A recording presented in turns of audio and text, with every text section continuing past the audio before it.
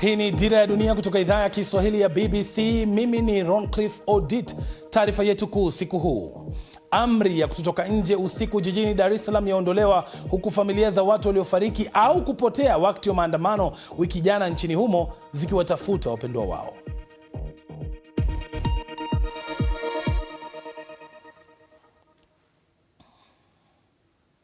Raia nchini Tanzania hii leo wameanza kurejelea shughuli zao za kawaida baada ya serikali kuondoa vikwazo vya usafiri, ikiwemo amri ya kutotoka nje usiku jijini Dar es Salaam.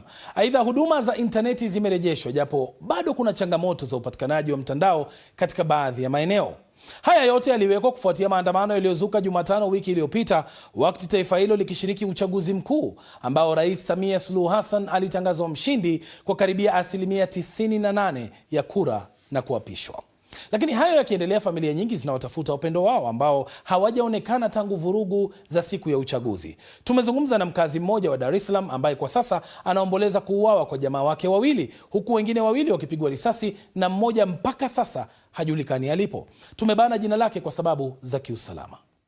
Tulikuwa tupo ndani ya geti, tukashangaa mmoja wetu ameanguka na wapili wetu ameanguka, risasi ziliwapiga. Tukabahatika kuwachukua kuwapeleka Muhimbili. Wako Muhimbili wanapata matibabu, na hao ni watoto wa upande wa mjomba ambao amezaliwa na mama yetu. Upande wa binamu yetu, kwa upande wa Arusha, ndugu yetu mmoja alikuwa naye kwenye usafiri wa bodaboda, akawa anasafiri anaelekea nyumbani, akapigwa risasi, wakampeleka hospitali akafariki. Kama familia wakamchukua wakaenda kumhifadhi hospitali ya Mount Meru Arusha. Mwili wake umepatikana huyo. Na mwingine alikuwa ni maeneo ya Mabibo Dar es Salaam, alikuwa tu ndani muda wa jioni, akasema wacha nitoke nitafute chakula lunch hapa. Ile ametoka tu hivi kufika tu ndo anakaribia kuona barabara hivi, akashangaa amepigwa akaanguka.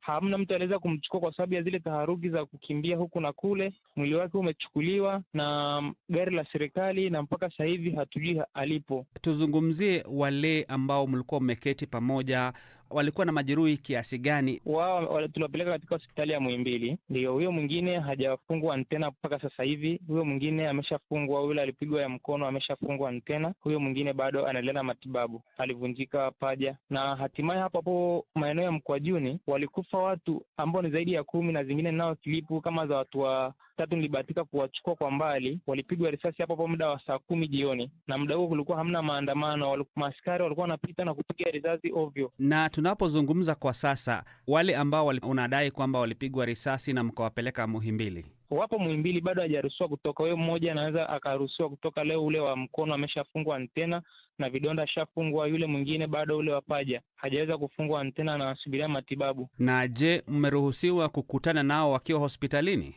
Aliruhusiwa mtu mmoja, hawakutaka mtu mwingine wa familia aende. Na yule mtu alikuwa kule ndani, naye alikuwa anaandika message kwa siri, alikuwa mruhusu kupiga simu wala kupokea simu. Nani anawakataza kupokea simu ama kukutana na watu wengine? Ni hawa ma-security waliokuwa huko hospitali. Walimwambia mtibu mtu wako, kimaliza akajiuguze kidonda kwa sababu ni mzima, uchukue familia yako uende nyumbani. Lakini stori za kupokea simu kueleza matukio yaliyoko hospitalini kwamba waliletwa watu wangapi, hakuna kuelezea tatizo kama hilo. Na hadi sasa, je, nyinyi mmeweza kuwasiliana na vyombo vya dola kutaka kujua ni nani aliwapiga risasi jamaa wenu? Tuliona ni maaskari, tuliwaona, si kwamba ni mtu ambaye hakupiga risasi, tuliwaona. Tusalie na taarifa hiyo hiyo. Sasa familia moja nchini Kenya nayo inaitaka serikali kuwasaidia kuuleta mwili wa mwana wao ambaye aliuawa katika vurugu hizo jijini Dar es Salaam. John Okoth Ogutu ambaye ni mwalimu anasemekana kupigwa risasi alipokuwa akielekea kununua chakula jijini Dar es Salaam. Agnes Penda na maelezo zaidi. John Okoth, mwalimu wa shule ya Sky Schools jijini Dar es Salaam, amekuwa mwalimu nchini Tanzania kwa takriban miaka 10. Siku ya uchaguzi ilikuwa ya kawaida kwake, ila alikumbana na mauti akiwa na wenzake walipokuwa wakielekea kununua chakula katika kituo cha kibiashara jijini humo. Familia yake iliyoko nchini Kenya imepokea habari za kifo chake kwa mshtuko. Tulikuwa tumeambiwa ya kwamba walitoka shule na wakakutana nao waandamanaji walikuwa wanaandamana. Katika hiyo harakati naye risasi ikamshika akiwa na wenzake. Sasa katika hiyo harakati hiyo risasi ikamshika na akaanguka, na hivyo ndiye alikufa. Alipopapo penye walikufa walikaa siku moja, usiku yote, mchana yote, wakachukuliwa jioni wakipelekwa mshari. Hali ya kumtafuta mwalimu huyo wa umri wa miaka 33 imekuwa ngumu baada ya kuminywa kwa mawasiliano na intaneti siku chache zilizopita. Na sasa familia yake inayosema haijui mwili wake uliko imetaka Kenya kuingilia kati ili apatikane. Hatuna matumaini sana kwamba embassy itatusaidia. Ni serikali ya Kenya ingilie. Najua si ndugu yetu peke yake ambaye ameuawa pale, wengi wameuawa pale. Watuletee mwili paka boda. Sisi tuende tuchukue kule, tuende tumpumzishe, ndio hata mioyo ya wapendwa wao ipate kutulia. Ndugu zake wanamtaja kama kijana aliyekuwa mpole sana. Ni kijana wa kipekee kwa familia yetu ambaye ni mpole sana, mpole kabisa. Hata akiwa na ugomvi na kaka yake ataondoka tu bila kujibu chochote. Na wakati mwingine hilo lilikuwa likitupa hofu, tukisema huyu hawezi kujitetea kwa chochote wala kututetea sisi. Kama familia nyingine zinazotafuta wapendwa wao, wanatumai wataupata mwili wake na kuuzika. Shirika la kimataifa la kutetea haki za kibinadamu Human Rights Watch limeitaka serikali ya Tanzania kuheshimu na kulinda haki za msingi za wananchi, ikiwemo uhuru wa kujieleza, kukusanyika kwa amani na kuungana kama inavyotakiwa na sheria za kimataifa za haki za kibinadamu na katiba ya nchi.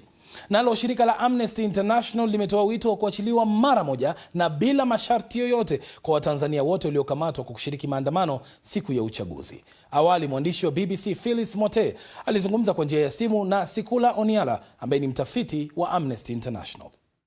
Mtu yeyote ambaye ameshikwa kwa sababu ya kuandamana, kwa sababu hiyo ni haki yake ya kibinadamu, inafaa aachiliwe. Mmeweza kuwasiliana na mamlaka za Tanzania kabla ya kutoa wito huu, na kama ndiyo, majibu yao yamekuwa ni yapi? Ugumu ambao tunapata kujua hawa watu wako katika hali gani ama wako katika kituo gani cha polisi ni kwa sababu baada ya maandamano kuanza tarehe 29, kuna waandamanaji ambao walipiga vituo vya polisi, na tumeona ya kwamba katika sehemu nyingi za nchi polisi wamewekwa karibu na vituo vya polisi, na saa hii ni vigumu sana mtu yeyote kuelekea katika kituo cha polisi. Kwa hivyo imekuwa vigumu kwetu kujua wingi wa watu ambao wameshikwa, lakini tunajua ya kwamba kuna wale wameshikwa, na pia mawakili wetu hawajaweza kutembea kwenda kwa hizi vituo vya polisi kwa sababu pia wanahofia usalama wao.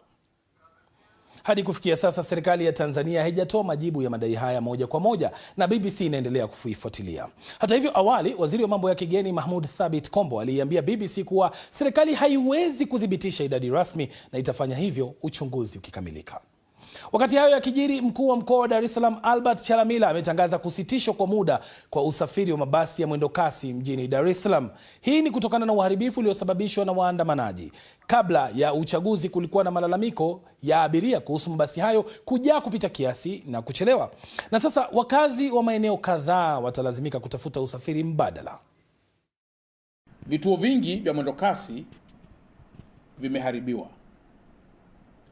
Na kwa mantiki hiyo tunaendelea kuusitisha usafiri huu kwa njia ya Morogoro Road, yani BRT1, na tunaendelea pia kusitisha usafiri huu kwa njia ya Mbagala, yani BRT2. Kwa hiyo wale wote ambao walikuwa wanategemea mfumo huu wa usafiri, na naamini pia usafiri huu umekuwa ukiwasaidia watu wengi, tunausitisha mara moja. Jambo la kwanza, ili kufanya tathmini ya kina kuhusu uharibifu uliotokea. Jambo la pili, tunajua kwamba mifumo ya utukataji tiketi na mageti pia yameharibiwa, na kwa mantiki hiyo inatupasa tuwe na muda wa namna ya kuweza kurudisha hali hiyo kama ilivyokuwa. Mtandao umerejea nchini Tanzania tangu jana jioni, wakati watu wanaendelea na mawasiliano ya kijamii kujibu utitiri wa jumbe zilizokosa kuwafikia wakiwa bila mtandao. Wafanyabiashara nao wanaendelea kuhesabu hasara walioipata kutokana na kukosekana kwa mtandao. Huko visiwani Zanzibar kwa mfano, biashara kama ya utalii ndio inayoshikilia moyo wa uchumi huo. Kukosekana kwa mtandao kulioathiri sana watu wa huduma na wateja wao, kama anavyoarifu mwandishi wetu Sami Awami akiwa Zanzibar. Usalama na utulivu ni wa kutosha visiwani Zanzibar. Maisha yanaendelea kama kawaida. Changamoto ni mawasiliano tu. Biashara ni moyo wa visiwa hivi. Mawasiliano yanapokosekana, hakuna anayenusurika. Na kwa hapa Zanzibar, utalii ni biashara kubwa, lakini kunapokosekana mawasiliano, wawekezaji na hata wageni pia wanaathirika. Tuna riski, maana naweza nikakwambia ni kuriski, kwa sababu inabidi umjazishe mgeni manual form, akupatie credit card namba yake, uweze kuiweka au kuitunza mpaka hapo internet itakaporudi ndo tuweze kuchaji. Kila mgeni unayemfuata anakuambia sina cash. Wageni hawana pesa, tunakufa njaa. Tumeenda Marikiti, vyakula vyote vishapanda bei, yani tuna maisha magumu. Kama kuna uwezekano serikali tusaidie. Tuna maisha magumu, tena maisha magumu. Ukiangalia siku kuna watu wanatutegemea. Sekta ya usafirishaji pia imekumbwa na kadhia hii. Hapa siku za kawaida watu wanakuwa wamejaa, abiria wanakuja kukata tiketi kwa ajili ya kwenda Dar es Salaam au Pemba, lakini kama unavyoona leo hii hakuna watu wengi. Kwa sehemu ni kwa sababu ya machafuko ambayo yametokea Dar es Salaam, lakini pia kwa sababu hakuna internet ambayo ni ya muhimu sana kuwasaidia kukata tiketi. Hata huduma ya kupokea na kutuma mizigo ndani na nje ya Zanzibar imesimama. Hatuwezi kuangalia manifesti, hatuwezi kuloji dokumenti tukapata dokumenti ya TRA kwenda kulipia benki. Ili tuweze kuloji dokumenti iwekwe system. Tuloji dokumenti tukalipie benki, alafu yake tuweze kufanya compare na kuanza kutoa mzigo bandarini. Isivyo kawaida, uchaguzi ulifanyika kwa amani kabisa, lakini waandishi na hata vyombo vya habari vimekwama kuupasha ulimwengu tofauti hii kubwa na ya muhimu ya kisiasa visiwani hapa. Sasa imekuwa magazeti hakuna, taarifa hatuzipati kwenye mitandao ya kijamii, lakini pia sisi tunapotengeneza habari zetu tunashindwa kuzituma, na imebakia njia moja tu ya Q&A. Ni kweli kukosekana kwa mtandao kumeleta kero na hasara kubwa visiwani hapa, lakini kwa wengi hakikisho la usalama na amani vilivyotawala vimeendelea kuwapa matumaini ya kuvuta subra hadi pale mawasiliano yatakaporejea. Sami Awami, BBC Unguja, Zanzibar. Matangazo haya yanapeperushwa na Star TV Tanzania, K24 TV nchini Kenya, One Luo TV Uganda, pamoja na ukurasa wa Facebook na YouTube wa BBC Swahili. Pia ukitaka maelezo zaidi kuhusu taarifa hiyo unaweza kuyapata kupitia simu yako ya mkononi. Mtandao wetu ni bbc.com/Swahili. Mimi ni Ron Clifford. Hii ni Dira ya Dunia kutoka idhaa ya Kiswahili ya BBC.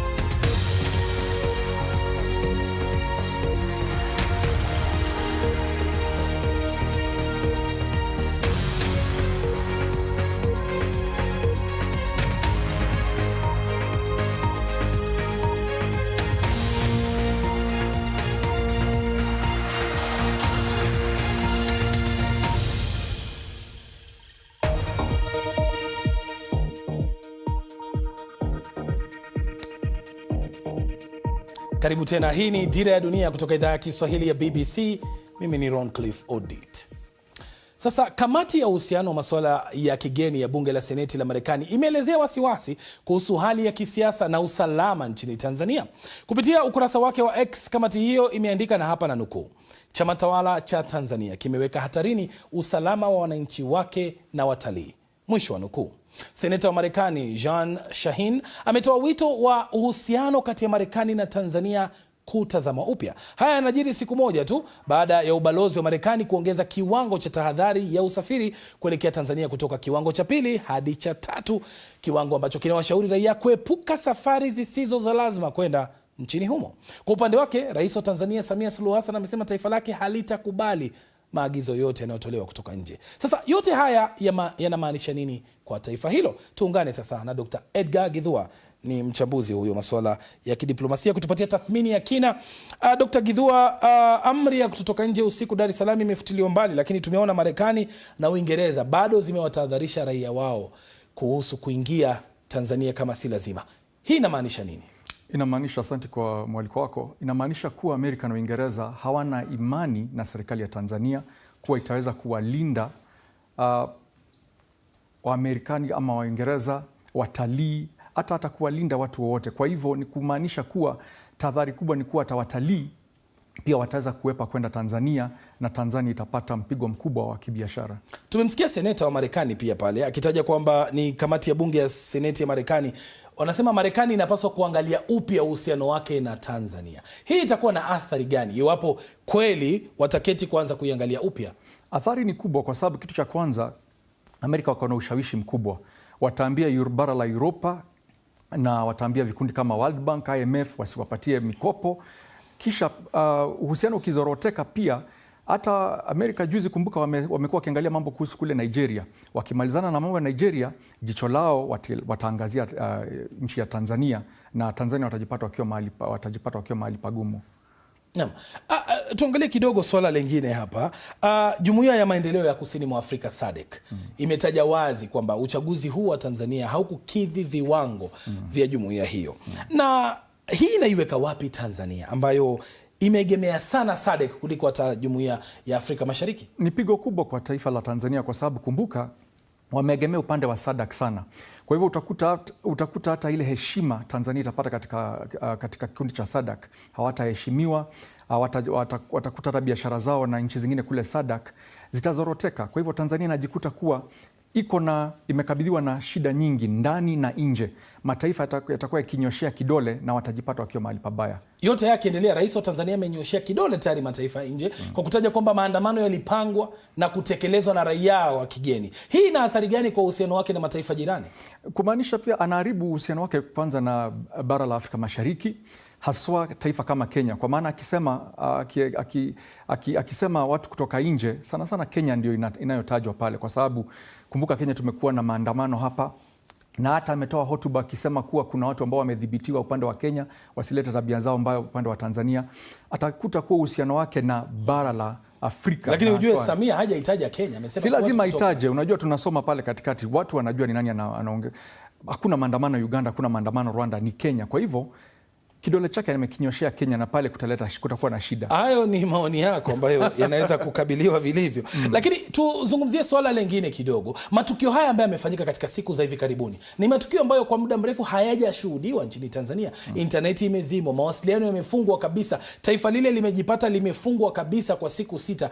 Hii inatoa taswira gani kuhusu uhuru wa kujieleza na demokrasia nchini Tanzania? Ni kumaanisha kuwa kuna uhuru wa kujieleza, hakuna haki za kibinadamu hazifuatwi kule, na swali kubwa la kuuliza ni kuwa atafunga internet mpaka lini? Kwa maana biashara zinazoroteka, watalii watakosa kwenda kule, na hizi sheria kali ambazo wameziweka ndio zitafanya tena Watanzania watoke nje na warudi tena kufanya maandamano. Kwa hivyo ni lazima watafute njia nyingine ya mazungumzo ya kufungua nchi na kuweza kuendeleza mbele. Kwa ufupi sasa, Rais Samia kama anakutizama, anapaswa kufanya nini kuhakikisha kwamba anarudisha imani ya Watanzania na hata jumuiya ya kimataifa kwa utawala wake? Kitu cha kwanza, lazima aketi na Watanzania waanze kuongea.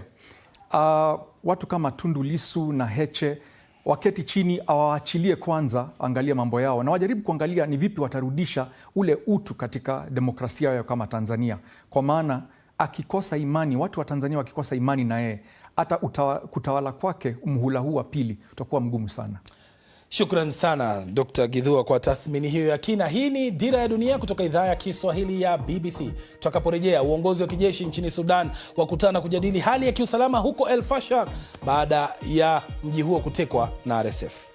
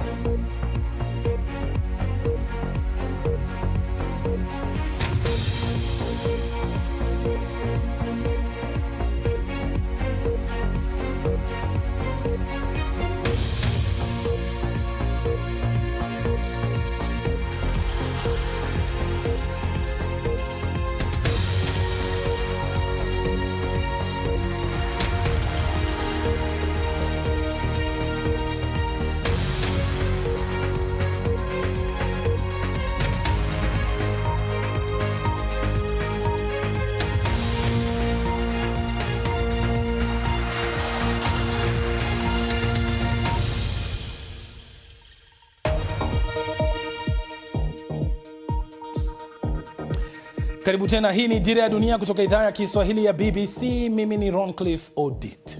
Serikali ya kijeshi ya Sudan inakutana kujadili hali ya usalama baada ya vikosi vya kijeshi vya Rapid Support Forces RSF kuvamia na kuteka El Fasher, ngome ya mwisho ya jeshi katika eneo la Darfur.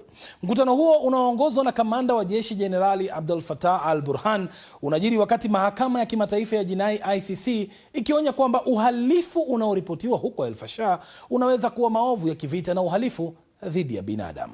Ofisi ya mwendesha mashtaka wa ICC imesema ina wasiwasi kutokana na ripoti za mauaji makubwa, ubakaji na unyanyasaji wa aina nyingine.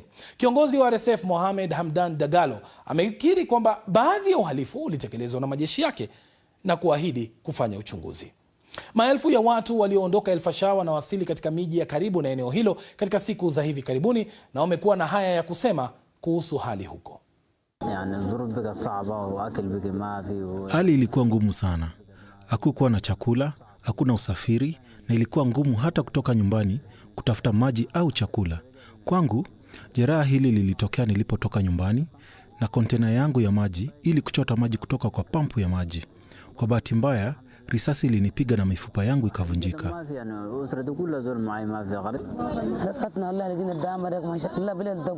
Vikosi vya Rapid Support Forces vimetutukana, vimetufanyia dhihaka, vimenyakua kile tulichokuwa nacho na kutuacha bila chochote. Siwezi kumpata mume wangu na sijui kama amekufa, yuko hai au yuko wapi. Walikuja kwetu wakatupiga na kutupeleka kwa kambi ya Abu Shuk, kisha wakatufurusha kutoka kambi hiyo, kisha tena wakatushambulia nyumbani kwetu.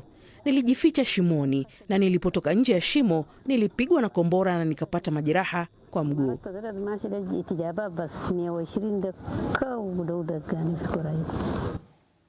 Sasa ripoti za hivi punde ni kwamba mkutano huo umekamilika na jeshi la Sudan limesema kwamba litakabiliana vilivyo na kundi la RSF. Lakini ili kuelewa zaidi, awali nimezungumza na mwandishi wa BBC Richard Kagoe kuhusu hofu inayotokana na hali ya sasa huko El Fasher. kuna hofu kwamba Sudan inaweza gawanyishwa mara mbili kati ya eneo la Darfur linalomilikiwa na RSF kwa sasa, na ukiangalia eneo la kati na mashariki na kaskazini, jeshi la Sudan sasa itakuwa ikimiliki pande hiyo. So kugawanyika mara mbili imekuwa ni hofu kubwa, na pia vita dhidi ya jamii kama Zagahawa sasa pengine inaonekana kwamba vita itazidi kuongezeka kwa sana. Tunapozungumzia vita kuongezeka, maelfu ya watu wameumia, mamilioni wamepoteza makazi yao na wanaishi tu kwenye hali ambayo si nzuri. Jamii ya kimataifa imefanya ya kutosha katika mzozo huu? Jamii ya kimataifa imefanya juhudi kubwa sana, kwa sababu ukiangalia kwamba kumekuwa na juhudi tofauti. Ukiangalia kuna kikundi inaitwa Quad, inaongozwa na Marekani na Misri, Saudi Arabia na pia UAE. Wameweza kufanya mikakati ili kuweza kusaidia pande zote mbili kuweza kuja kuzungumza katika pengine kuweza kupata amani, lakini vikundi hizi mbili ni kama hazijaweza kutia maanani ama kuweza kusikiliza pengine ile ushauri imetoka katika hizo juhudi. Nini kingine sasa lazima kifanywe ili kuhakikisha kwamba amani ya kudumu inapatikana? Pengine ni kuongeza pressure kati ya hizi vikundi mbili, na ukiangalia kwa sasa RSF inaungwa mkono sana na UAE, na ukiangalia jeshi la Sudan limekuwa likisaidiwa sana na Misri, Uturuki, Iran na Saudi Arabia. Pengine hizo nchi wakiweza kuzungumziwa na pengine kuweza kuona mikakati ile wanaweza kusaidia kuongeza pressure kidogo katika hizi vikundi viwili, pengine unaweza ona kwamba wanaweza taka kufanya amani. Haya yote yanapoendelea, kuna njaa kubwa inaripotiwa sana Sudan. Mamia ya watu, maelfu ya watu walioathirika. Je, misaada imeanza kuingia Sudan ili kuhakikisha watu wao wapoteze maisha yao? Changamoto kubwa ni kwamba ukiangalia katika eneo la Darfur sasa, haswa tunaangalia pengine watu 500,000 wameathirika sana kwa sababu ya njaa. Shida iliyoko ni kwamba RSF imeweza kufunga barabara ama zile tunaziita humanitarian corridors, hizi wakaweza kupeleka msaada. Sasa hiyo ndio imekuwa ni changamoto kubwa sana, kwa sababu kuna watu wengi sana wangependa kusaidia raia, lakini RSF imefunga barabara. Shukran sana Richard Kagoe. Kwa niaba ya wote waliofanikisha matangazo ya leo, mimi naitwa Roncliffe Odit na kutakia usiku usiokuwa na usumbufu wa mbu.